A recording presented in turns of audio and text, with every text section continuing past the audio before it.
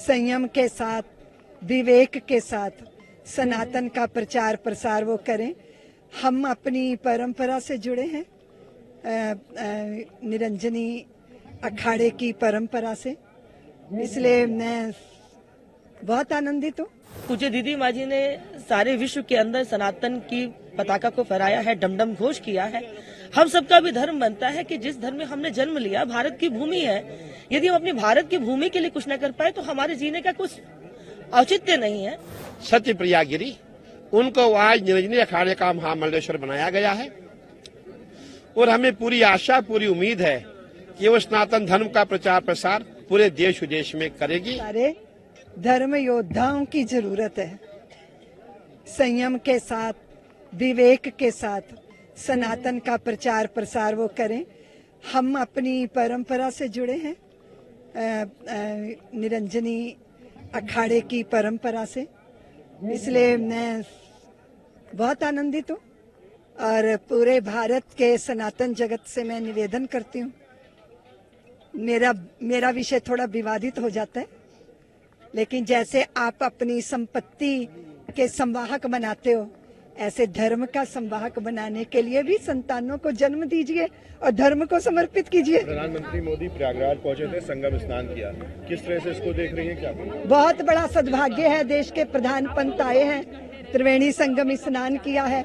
इससे हमारे सनातन की परंपरा का पोषण भी होता है और सबको बहुत आनंद होता है। देखिए, बहुसंख्यक समाज की परंपरा का सम्मान ये हो रहा है, इससे भारी आनंद है। निश्चित रूप से मेरा परम सौभाग्य कि श्री निरंजनी पंचायती अखाड़ा में मुझे आज महामंडलेश्वर के पद पर सुशोभित किया है।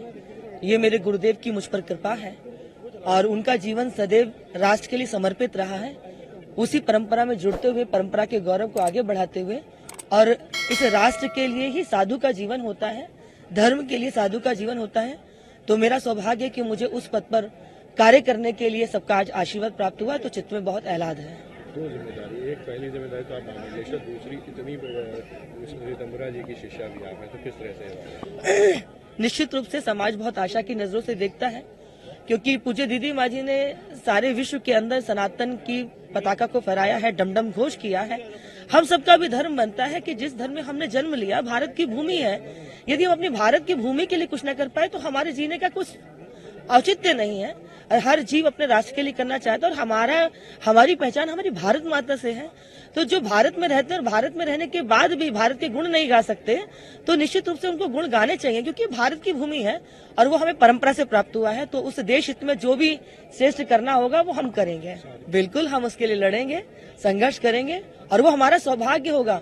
और दूसरी बात यह कि वहाँ की प्राचीर भी, दीवारें भी चिक चिक के कह रही हैं कि कृष्ण जन्मभूमि मंदिर है।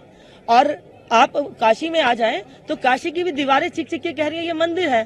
तो ये तो झूठा हट है ना, बेमतलब की दावेदारी है। उस दावेदारी को कोर्ट भी खारिज करेगा।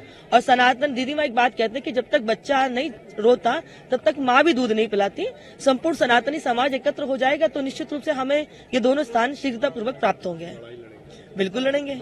आप जानते होंगे हमारी दीदी रितंबरा, जिसको पूरा विश्व जानता है, उनके शिष्य सत्यप्रिया गिरी, उनको आज निरंजनी अखाड़े का महामंडलेश्वर बनाया गया है और हमें पूरी आशा, पूरी उम्मीद है कि वो सनातन धर्म का प्रचार प्रसार पूरे देश विदेश में करेगी और इसीलिए उनको हमने महामंडलेश्वर बनाया है। और अभी 2 दिन के पश्चात हम जितने भी शैव अखाड़े हैं सभी वाराणसी के लिए कूच करेंगे। कुल मिलाकर कितने महामंडलेश्वर?